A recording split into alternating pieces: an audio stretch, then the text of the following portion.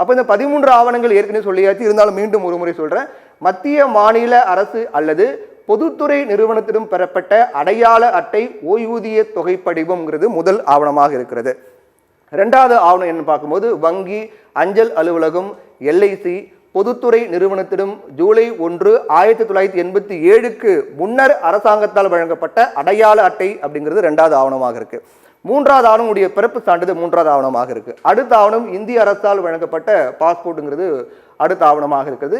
அங்கீகரிக்கப்பட்ட வாரியம் பல்கலைக்கழகத்திலிருந்து பெற்ற அல்லது மெட்ரிகுலேஷன் கல்வி சான்றிதழ் அப்படிங்கிறது மிக முக்கியமான ஆதாரமாக இருக்கிறது. நிரந்தர குடியிருப்பு சான்றிதழ் மிக முக்கியமான ஆதாரமாக இருக்கிறது. அதற்கு பிறகு வன உரிமை சான்றிதழ்ங்கிறதும் ஆதாரமாக இருக்கிறது. சாதி சான்றிதழ், தேசிய குடிமக்கள் பதிவேட்டு இருந்து பெறப்பட்ட ஆவணம், குடும்ப பதிவேடு, அரசாங்கத்தால் வழங்கப்பட்ட நிலம், வீட்டிற்கான ஒதுக்கீடு சான்றிதழ், இது எல்லாமே ஆவணமாக இருக்கிறது. ஆதார் அட்டை நீதிமன்றத்தினுடைய பரிந்துரையின் பேரில் ஆதார் அட்டை தற்போது சேர்க்கப்பட்டிருக்கிறது. ஆனால் ஆதார் அட்டை மட்டுமே முழு ஆவணமாக எடுத்துக்கொள்ள மாட்டாங்க.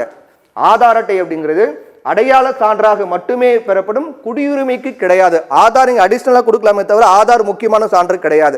இந்த 13 ஆவணங்கள்ல ஏதாவது ஒரு ஆவணம் கொடுத்தாலும் ஓகே தான், ஆனால் ஆதார் மட்டும் கொடுத்தீங்கன்னா அது செல்லாது. அடுத்து மிக முக்கியமான ஆதாரம் 13ஆவதாக சேர்க்கப்பட்ட ஆதாரம் தான் இது. 13(1) அதாவது 2000 இப்போ சமீபத்தில் மேற்கொள்ளப்பட்ட அந்த பீகாருடைய எஸ்ஐஆர், பீகாரில் எஸ்ஐஆர் பண்ணாங்க இல்லையா, அந்த எஸ்ஐஆரின் போது மேற்கொள்ளப்பட்ட அந்த பணியின் போது உங்கள் பெயர் அதில் இடம்பெற்றிருந்தால், நீங்கள் பீகாரை சேர்ந்தவங்க தமிழ்நாட்டில் இருக்கீங்க அப்படின்னா, தமிழ்நாட்டிற்கான வாக்குரிமை வேணும் அப்படின்னா, நீங்கள் பீகாரில் எஸ்ஐஆர் மேற்கொள்ளப்பட்ட போது அந்த எஸ்ஐஆருடைய அந்த முடிவில் உங்களுடைய பெயர் இருக்குது அப்படின்னா அந்த ஆவணங்கள் அடிப்படையில் நீங்கள் தமிழ்நாட்டு வாக்குரிமை பெறலாம் அப்படிங்கிறதான் மிக முக்கியமான ஆவணங்களாக இருக்கின்றது. இப்போ இதில் மிக முக்கியமாக நம்ம சுருக்கமாக பார்க்க வேண்டிய, ரொம்ப கவனம் செலுத்த வேண்டிய விஷயம் என்ன அப்படின்னு பார்த்தீங்கன்னா, மிக முக்கியமான விஷயங்கள் ஒன்று, அதிகாரிகள் பிஎல்ஓ ஆஃபீஸர் உங்கள் வீட்டுக்கு 3 முறை வராங்களா அப்படிங்கிறது உறுதிப்படுத்துங்க.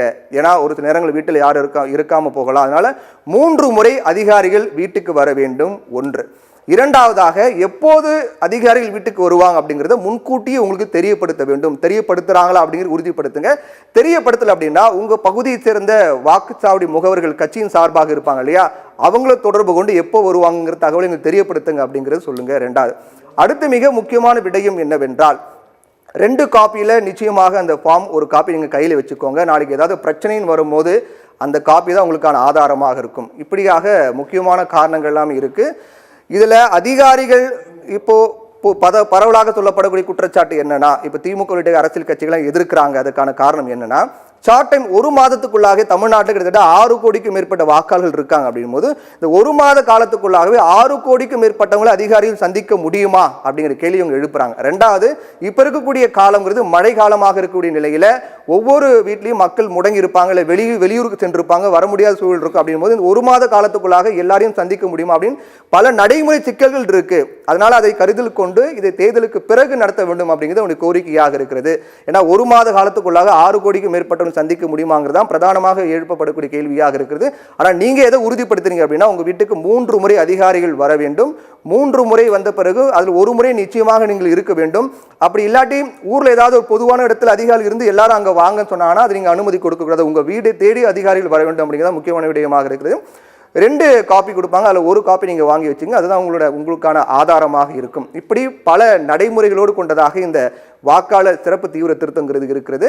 அனைவரும் நம்முடைய வாக்குரிமை உறுதிப்படுத்த வேண்டும் அப்படிங்கிறதும் இதன் மூலமாக சொல்ல வேண்டியதாக இருக்கிறது.